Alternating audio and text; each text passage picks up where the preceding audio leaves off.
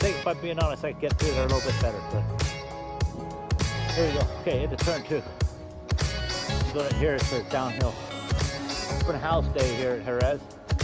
And there's a Trofeo tomorrow. Okay, well, I'm not pedaling now, but there's the front straight. I'll keep going. I'll talk to you later.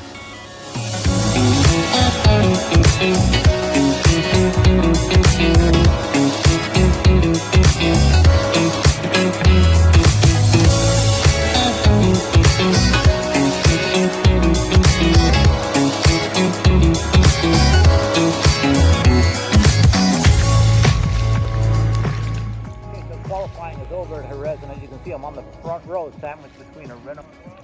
I was just kidding. We're going to do a parade lap and it's for charity.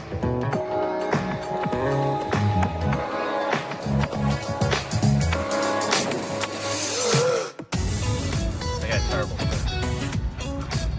Saw that coming. Have like podium spot. Anyhow, that's probably one of the world. No, I think the lap.